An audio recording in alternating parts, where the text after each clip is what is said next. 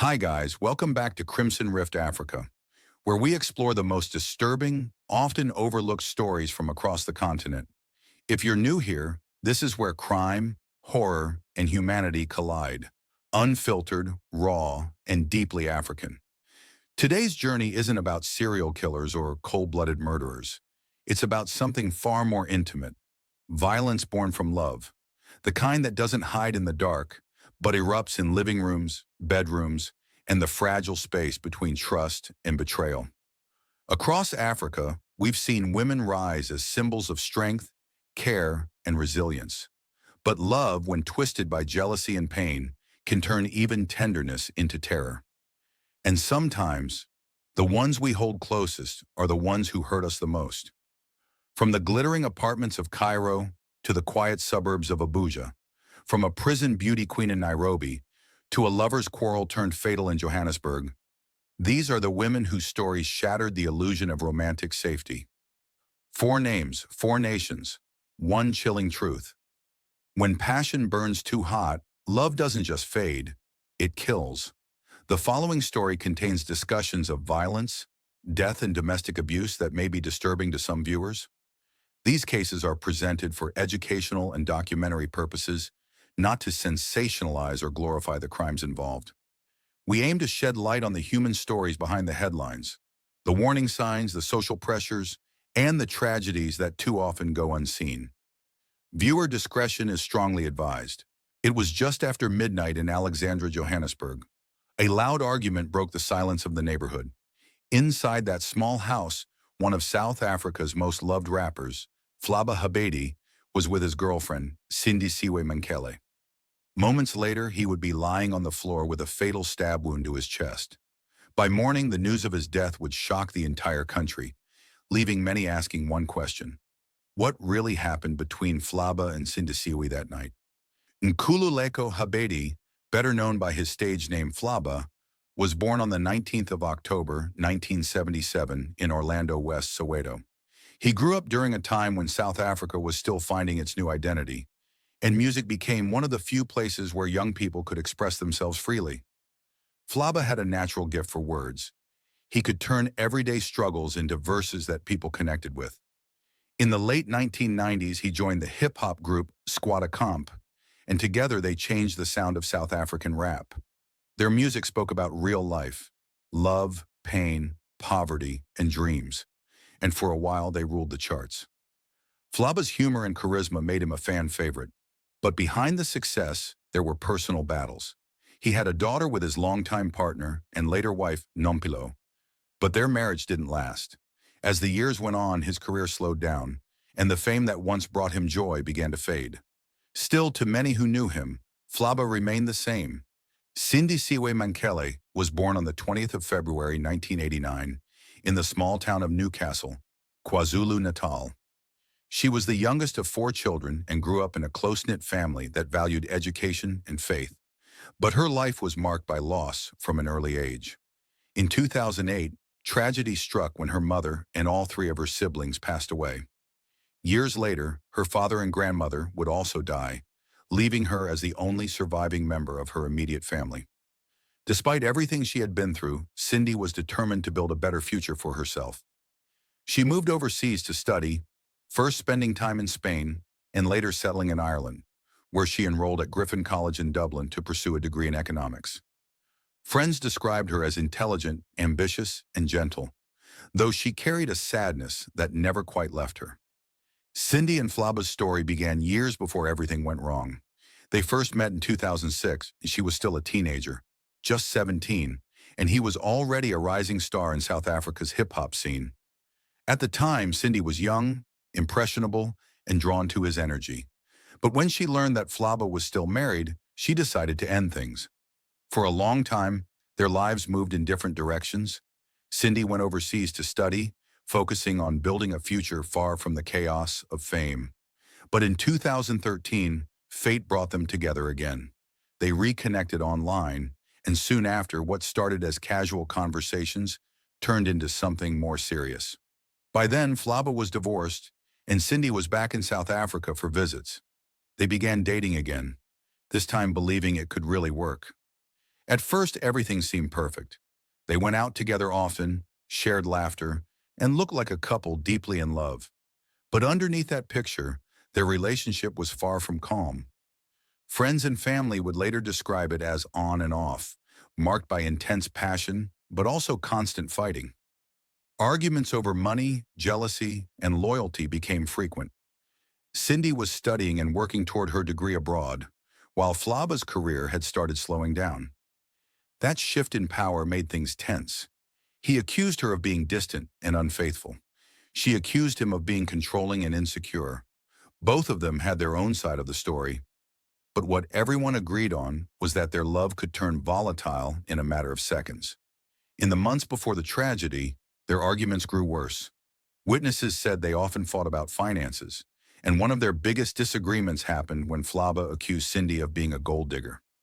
She reportedly fired back that if she were after money, she wouldn't be with him, because he didn't have any left to give.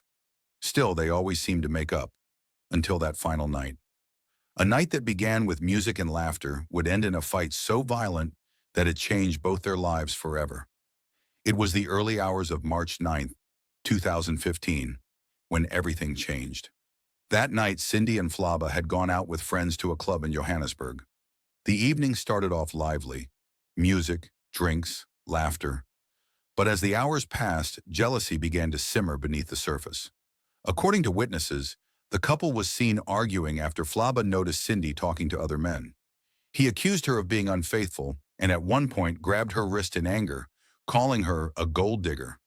When they returned to Flabba's home in Alexandra later that night, the argument didn't stop. His cousin, who was also in the house, recalled hearing shouting from the bedroom, insults, crying, and the sound of things being thrown. Inside that room, the fight turned violent. In court, Cindy described how Flabba had burst into the room, still furious. She said he grabbed her jaw, spat in her face, and held her in an arm lock, leaving her terrified and desperate to escape. At that moment, she claimed, she saw a knife nearby. She grabbed it, trying to push him away. In a single motion, she stabbed him once in the chest. The blade pierced his heart. As the shock hit, Cindy panicked. She rushed out of the room crying, telling Flabba's cousin that she had stabbed him by mistake. When paramedics arrived, it was already too late. He was pronounced dead at the scene. Moments later, overcome by guilt and horror, Cindy reportedly tried to take her own life by slitting her wrist with a broken bottle. She was stopped by police and taken into custody that same night. In the weeks that followed, South Africa was gripped by the story. News of Flabba's death spread quickly, and so did the shock. How could a relationship that once seemed so loving end in such violence? Cindy was arrested and charged with murder. Her trial began later that year in the Johannesburg High Court. The prosecution argued that Cindy acted out of jealousy, that after seeing Flabba with other women at the club, she lost control and stabbed him in anger. The pathologist testified that Flabba had died from a single, deep stab wound to the chest. There were no other injuries found on his body, which contradicted Mankele's claims that he had attacked her violently that night. Toxicology reports also confirmed that both had alcohol in their systems, suggesting the argument was intensified by intoxication. The defense, however, told a different story. They said Cindy had been a victim of abuse, that she was attacked and acted only to protect herself. During her testimony, Cindy admitted that she had stabbed Flabba, but insisted it wasn't planned. She said she was terrified, trapped, and acted out of panic, not rage. In December 2015, the court delivered its decision. The judge found Cindy guilty of murder, ruling that while she may have been afraid, she had gone beyond the limits of self-defense. The court concluded that she intentionally caused Flabba's death, even if it wasn't premeditated. A few months later, in March 2016, she was sentenced to 12 years in prison. Cindy Siwe Mankele began serving her sentence at Johannesburg's Leeuwkop prison in 2016. After serving 8 years of her 12-year term, Cindy was granted parole in May 2023. Following her parole, Cindy has largely stayed out of the spotlight, choosing instead to live quietly and rebuild her life in private. For many, her story remains a tragic reminder of how quickly love, anger, and fear can intertwine. Two lives, we both full of potential, were destroyed that night. One ended in death, and the other in a prison cell. Their story is a haunting reflection of how quickly emotions can spiral when anger, jealousy, and pain take over. It's a reminder that love, no matter how deep, can become dangerous when control is lost. And though years have passed, the name Flabba still echoes through South Africa's music scene. A painful reminder of talent gone too soon, and a warning about how one choice, made in the heat of emotion, can change everything forever. But Sindisiwa's story wasn't an isolated tragedy. Just months later and over 2,000 miles away, another shocking case would grip East Africa, this time in Kenya. A young woman would make headlines for a crime of passion so brutal, it left an entire nation questioning what really drives love to turn into violence. In 2016, photos from the Miss Langata Women's Prison pageant began spreading rapidly across social media in Kenya. The images, showing smiling inmates dressed in colorful gowns, captured national attention. But it was one contestant in particular who drew the spotlight.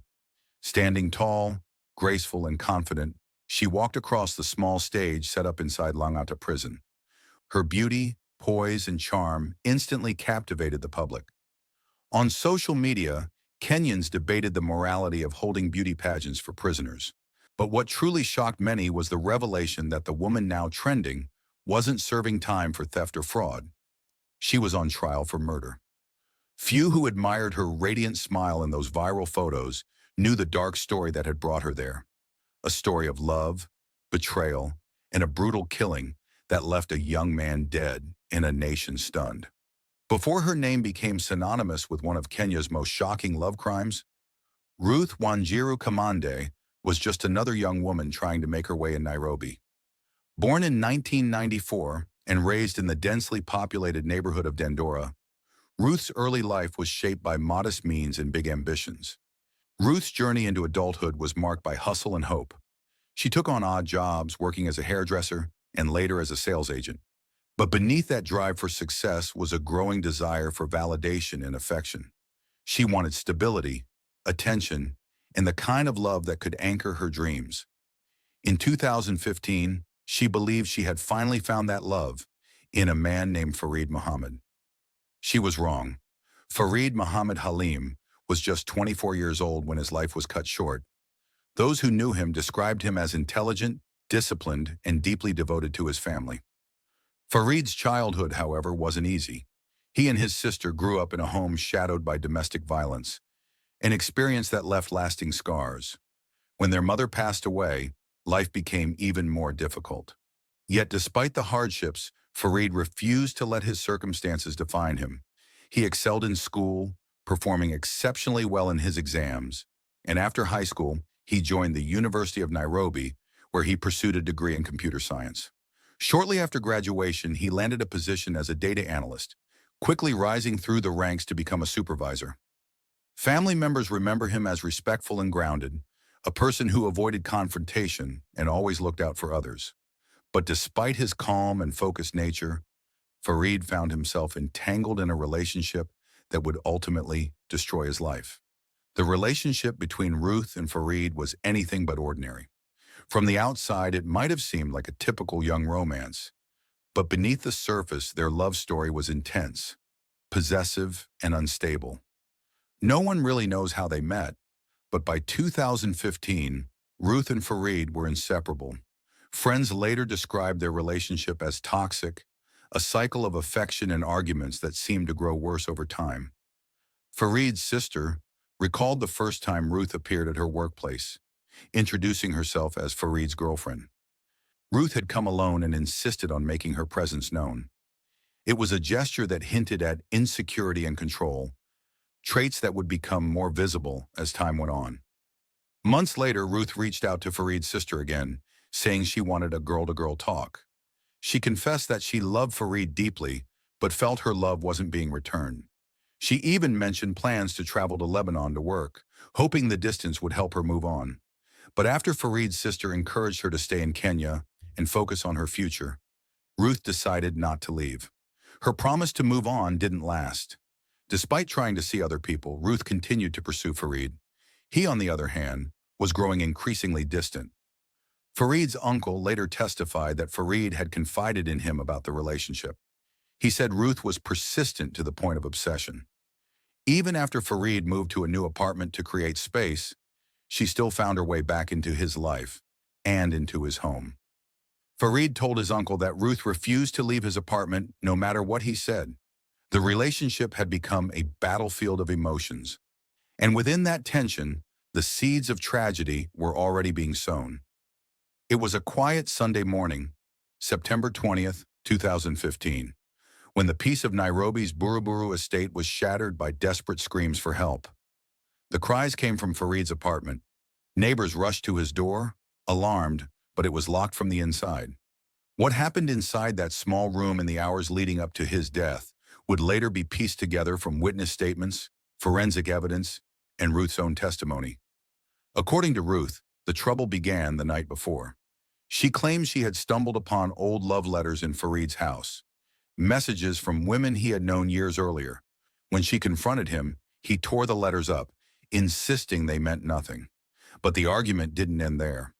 Ruth alleged that later that night, Fareed forced her to have unprotected sex, and that in the morning she discovered a hospital card under the mattress, showing he was receiving treatment for HIV. She said when she confronted him, he became violent, trying to grab the card back and threatening to kill her if she exposed his status. Ruth said she acted in self-defense, claiming that in the struggle, she grabbed a knife that had fallen to the floor and stabbed him repeatedly to protect herself. But the scene described by neighbors painted a far darker picture. Fareed's landlord recalled hearing his tenant's terrified voice crying for help. When he and others tried to enter, they found the door locked. Through the window, they saw a sight that would haunt them forever. Fareed covered in blood, Ruth standing over him with a knife in her hand. Despite their pleas for her to open the door, she refused. Minutes later, Fareed's screams grew weaker until they stopped altogether. But from that moment on, the story of Ruth was no longer one of heartbreak. It was the beginning of a criminal investigation that would reveal the horrifying truth. When police entered Fareed's apartment that morning, what they found was not a scene of self-defense. It was a scene of unrestrained violence. Blood coated the walls, the bedding was torn apart, and shards of broken utensils were scattered across the floor. Fareed's body lay motionless, marked with deep stab wounds across his chest, abdomen, back, arms, and head. Near him stood Ruth, bleeding slightly from what appeared to be a small wound on her stomach. At first, Ruth told police that she had been raped and attacked, claiming Fareed had infected her with HIV, and she had fought him off to survive. She was rushed to the hospital under police guard and treated for her injuries. But as detectives began piecing together evidence, her story started to unravel. The police recovered a kitchen knife covered in blood, along with a torn hospital card and shredded letters. A post-mortem report later revealed that Fareed had suffered 25 stab wounds, many inflicted from different angles and at intervals. The pattern suggested that the killer paused between stabs, contradicting Ruth's account of a chaotic struggle.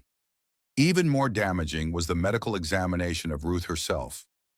Doctors determined that her injuries were self-inflicted, likely an attempt to make her claim of self-defense appear believable. Furthermore, tests confirmed that Fareed was not HIV positive, directly disproving the central claim in her story. Witnesses also told investigators that they heard Fareed crying for help and pleading for his life while Ruth refused to open the door. The combination of physical evidence and eyewitness testimony painted a chilling picture. This was not an impulsive act of panic, it was a calculated killing. By late 2015, Ruth, then only 21 years old, was officially charged with murder. But as she sat in her prison cell awaiting trial, no one could have predicted that within a year, she would become one of the most talked about prisoners in Kenya. Not for her crime, but for the crown she would wear behind bars. The trial of Ruth began in the High Court of Nairobi, and the courtroom was packed. She stood accused of murdering her boyfriend, Fareed, by stabbing him 25 times. From the very start, she admitted to the stabbing, but insisted it had been an act of self-defense. The post-mortem report became the prosecution's most powerful weapon. It revealed that Fareed's injuries were inflicted over a span of time, not in a single frenzy. Ruth's defense lawyer pleaded for leniency, portraying her as a young, first-time offender who had made a tragic mistake. But the prosecution painted a different picture, one of manipulation, jealousy, and calculated violence. They argued that Ruth's behavior before and after the murder showed no remorse. On December 13, 2017, the judge delivered her verdict. Ruth was found guilty of murder. With that, she sentenced Ruth to death, the harshest penalty under Kenyan law. Although Kenya has not carried out an execution since 1987, the sentence meant Ruth would spend the rest of her life behind bars. Outside the courtroom, opinions were divided. Some called her a cold-blooded killer, others a broken young woman who let rage consume her. But one thing was certain: the beauty queen of prison had become a symbol of obsession turned deadly. She appealed the ruling, arguing that the trial court had been biased and that the evidence was mishandled.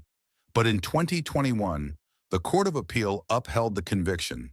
The judges concluded that the evidence overwhelmingly showed intent. Their statement was clear.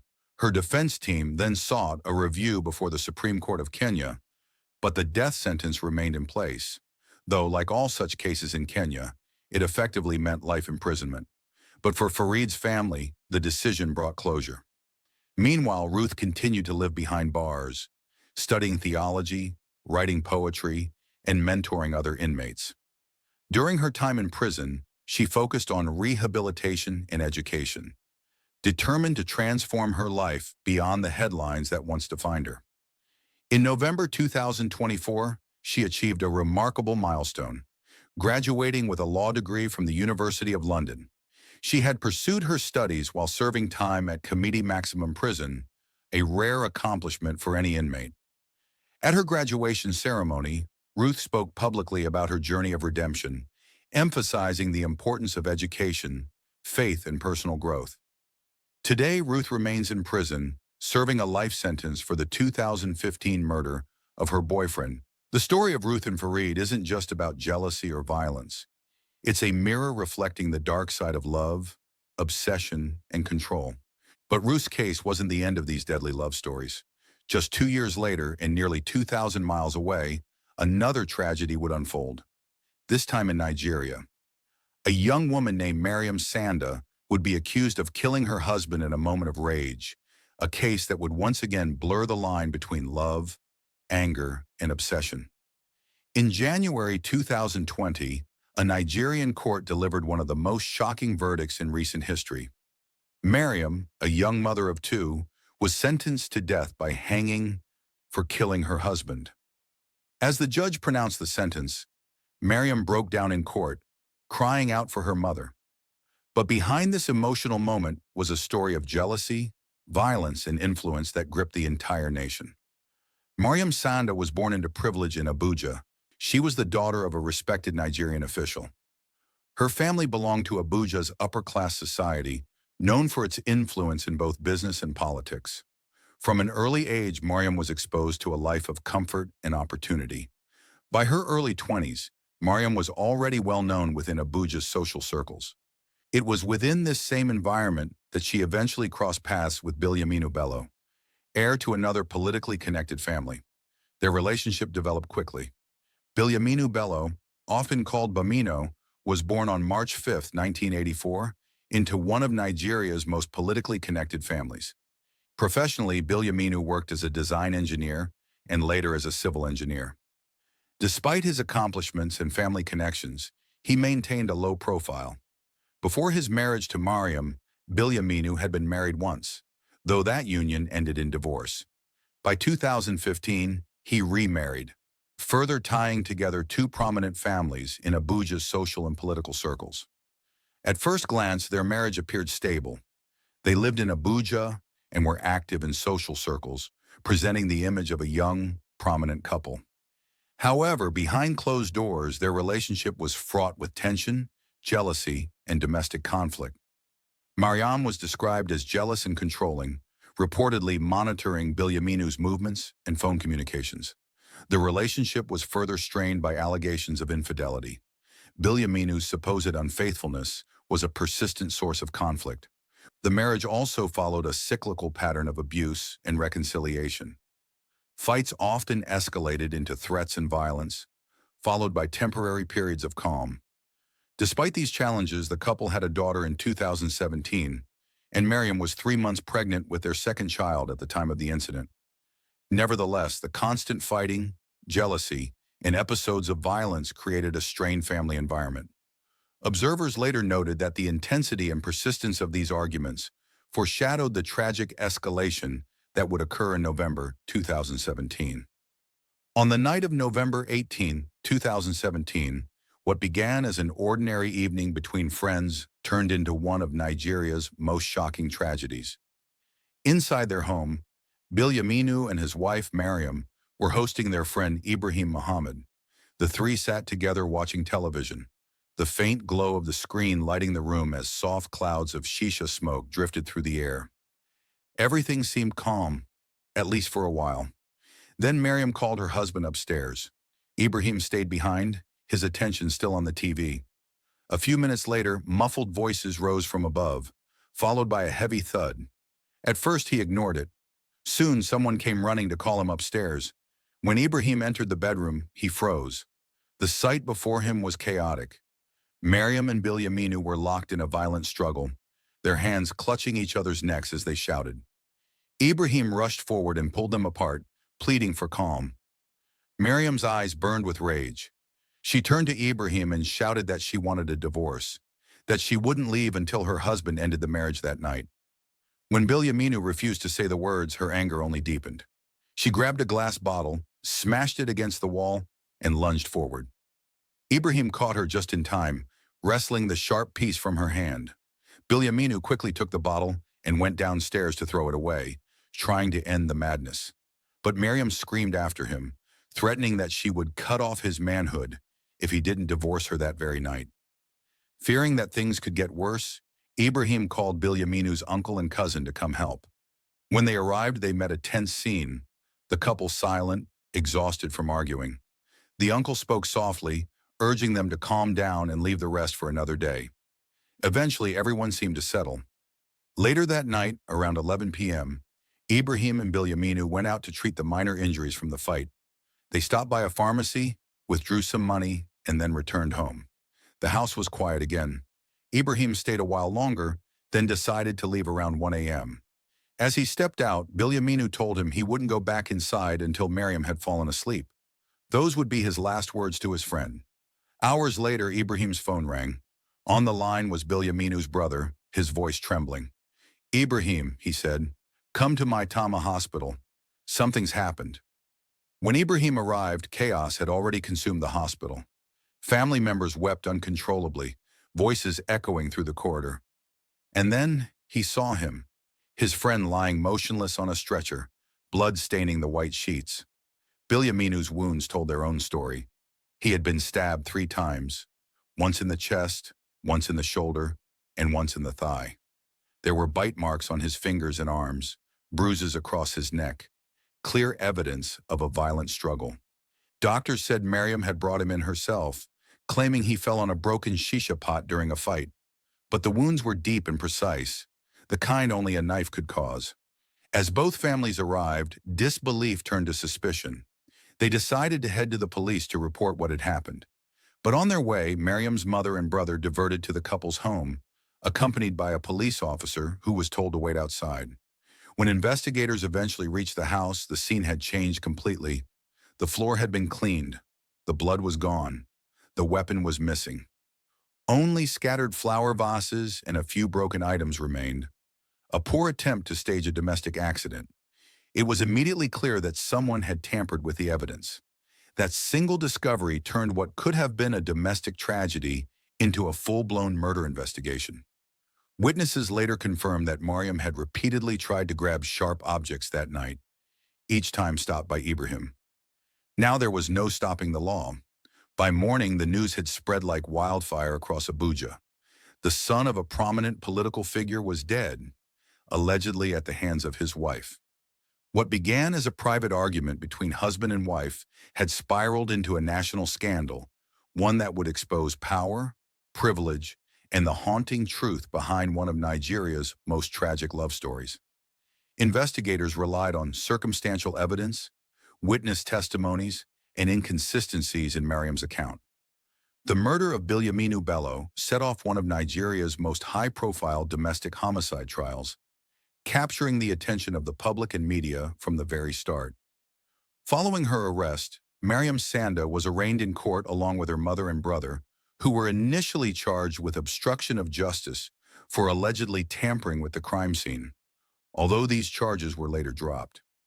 Mariam, pregnant with her second child at the time, became the central figure in a trial that would stretch over more than 2 years. From the outset, the prosecution presented a carefully constructed case, relying heavily on circumstantial evidence and the testimonies of 6 key witnesses. These witnesses detailed the sequence of events on the night of November 18, 2017, when Mariam and Bilyaminu's argument escalated into violence. These accounts, corroborated by other testimonies, painted a picture of premeditation and intent. The prosecution also introduced the doctrine of the last scene, a legal principle presuming guilt on the last person to be with the deceased unless they could credibly explain how the death occurred. Since Mariam was the last person seen with Bilyaminu alive, the burden of proof shifted to her to provide a plausible account of his death. Complicating matters for the defense was evidence that the crime scene had been tampered with. Mariam's defense centered on the argument that her husband's death had been accidental. Her lawyers claimed that the absence of an autopsy report compromised the trial and alleged that the judge had been biased, misdirected himself, and failed to ensure a fair hearing. However, these arguments failed to sway the court. On January 27, 2020, the judge delivered his judgment, finding Mariam Sanda guilty of culpable homicide. He concluded that the circumstantial evidence, combined with witness testimonies and the evidence of crime scene tampering, proved that she had intentionally stabbed Bilyaminu with a kitchen knife, resulting in his death. The judge sentenced her to death by hanging, stating, "She should reap what she has sown." The courtroom erupted in emotion. Mariam, distraught and pregnant, attempted to flee, screaming, "Who will take care of my daughter?" before being restrained by court officials. Following the conviction, Mariam's legal team appealed the decision, though the outcome of this appeal remains pending. The tragic story of Bilyaminu Bello and Mariam Sanda is a chilling reminder of how jealousy, mistrust, and unresolved conflict can escalate with devastating consequences. It's a case that shook Nigeria and continues to spark debate about justice, domestic violence, and the consequences of our actions. What do you think? Was justice served, or is there more to this story than meets the eye? Drop your thoughts in the comments below. Yet even after Mariam's case, the cycle of love and violence continued. This time the headlines came from Egypt, where a well-known actress would be accused of killing her husband in a fit of rage. Her story became another chilling reminder that behind the glamour, darkness can hide in plain sight. On the afternoon of a quiet Cairo day in 2020, an Egyptian actress dialed the police, her voice shaking. She said her husband had collapsed after a heated argument, that it must have been a heart attack. But when officers entered the elegant home in Al-Basatin, what they found didn't look like a medical emergency. There were scratches on his legs, bruises on his arms, and a single deep wound piercing his heart. She said he died suddenly. The forensics said it was murder. This is the story of Abir Baybars, the actress whose love story turned into one of Egypt's most shocking crimes. A case that left the nation asking, was it a moment of rage or a premeditated act of revenge? Before she became the center of a national scandal, Abir Baybars was just another dreamer in Cairo. Born in 1985, Abir grew up fascinated by lights, cameras, and the world of Egyptian cinema. She wasn't from a famous family, nor did she have industry connections, but she was determined to make her name known. In 2014, she appeared in a short film titled, "As You Condemn, You Shall Be Condemned." It was a small role, barely noticed by critics, yet for Abir, it was the beginning of what she believed would be a bright future. Over the next few years, she picked up minor television appearances, side characters, and background roles. But fame in Cairo's entertainment world doesn't come easily. Behind the cameras, the industry can be ruthless, and survival often depends on who you know. It was during those years of struggle that Abir met Amr El Sayed, a wealthy young businessman. He wasn't part of the entertainment world, but he was drawn to it. And the moment he saw a bear, he was captivated. He admired her beauty, her confidence, her hunger for success. To a bear, Amr represented stability, power, and the kind of life she'd only seen on screen. Their connection grew quickly and dangerously. Their chemistry was immediate, but it was also dangerous, because Amr was already married, with a family. What began as secret meetings soon turned into what Egyptian reports described as a customary marriage, a private union meant to hide the relationship from public eyes and from Amr's first wife. He promised to take care of Abir, and he kept his word. For a while, Abir believed she had finally found happiness, the stability she had dreamed of. But behind the walls of that luxurious home, things began to fall apart. Amr was torn between two lives, his family and his secret wife, and Abir could see it. She watched his messages, noticed the late-night calls, the quiet absences. Jealousy started to turn to obsession. Friends said she would often accuse him of lying, of planning to leave her and return to his first wife. Amr, exhausted by the arguments, tried to calm her, but each time the peace lasted only a few days. Eventually, Abir demanded that he make their marriage official, public, so everyone would know she was his only wife. To her surprise, Amr agreed. He threw her a lavish wedding, one that cost a small fortune, and made their union legal in front of witnesses. But what was meant to bring them closer only brought their problems into the open. Abir's jealousy didn't fade. Amr's patience didn't last. The fights became more frequent, loud enough that neighbors sometimes heard shouting. And on one of those afternoons, everything finally broke. On a hot afternoon in June 2020, the silence of Abir Beybar's luxurious apartment in Al-Basatin, Cairo, was shattered by the sound of a violent argument. Inside, Abir and her husband, Amr al-Sayed, were fighting again. The argument started small, words over jealousy, accusations, threats of leaving. But like so many of their fights before, it spiraled quickly into chaos. According to Abir's first statement to police, Amr decided to walk out. She tried to stop him. He slapped her across the face. She says she stumbled and fell into a glass mirror, cutting her hands. When she came out of the bathroom moments later, she said she found Amr lying motionless on the bed, not breathing. She panicked and called the police, crying that her husband had collapsed after a heart attack. The officers noted scratches on his legs and arms, but saw no clear signs of violence. Forensics later confirmed what seemed to support her story: cardiac arrest. Investigators were preparing to close the case. But then, something unexpected happened. Amr's father arrived at the scene. He refused to believe that his son, a healthy, athletic man with no heart problems, could die like that. As he examined the body, he noticed something everyone else had missed: a faint wound near his son's chest and bloodstains hidden beneath his shirt. The father called the officers back, demanding a full forensic autopsy. When the report returned, it changed everything. Amr had not died of a heart attack. He had died from a deep stab wound to the heart, one precise strike that pierced the muscle completely. Abir Beybars was immediately taken into custody for questioning, and within hours her story began to change. According to official reports from that time, Abir confessed that she and Amr had gotten into a violent fight, that he had insulted her, hit her, and that she had lost control. In her own words, she said she grabbed a broken piece of glass and struck him once in the chest. She claimed she never meant to kill him, only to defend herself. The confession spread quickly across Egypt, sparking outrage and disbelief. How could a rising actress end up accused of murder? And how could such a brutal act happen inside her own home? But the case took another turn just days later. Abir's lawyer told reporters a completely different story. He claimed that Amr's death was accidental, that during the argument, Amr had fallen onto shattered glass and later died from a sudden heart attack. He insisted that Abir had immediately called an ambulance and accompanied her husband to the hospital and demanded a new forensic examination to prove her innocence. Meanwhile, Amr's father was not convinced.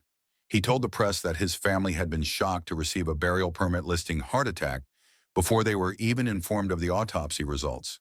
To him, this wasn't a mistake. It was a cover-up. He pushed investigators to dig deeper, and his persistence forced the case to be reopened. The second forensic report confirmed his worst fears. Amr hadn't fallen. He had been stabbed, deliberately, a single clean wound that pierced his heart. From that moment, the case of Abir Baybars was no longer a mystery of coincidence. Police questioned the couple's Ethiopian domestic worker, who said she heard the fight grow louder than ever before. Then came the sound of glass shattering. When she entered the living room, she saw Amr clutching his chest, struggling to breathe, and Abir standing over him, frozen, staring. When confronted with the maid's account, Abir's confidence cracked. She changed her story again, this time saying that the stab wound was accidental, a result of her trying to push Amr away during the fight. She insisted she never intended to harm him. But then came the most disturbing discovery. On Abir's phone, investigators found several photos, selfies taken in the minutes after Amr's death. In them, she appeared calm, almost smiling beside his body. The images added a chilling layer to an already haunting story, and prosecutors began to suspect that this wasn't just a moment of rage. It might have been something far colder. Still, the evidence wasn't enough to prove premeditation. The defense argued that Abir had acted under extreme emotional distress, and that Amr's own violence during their fight had provoked the fatal reaction.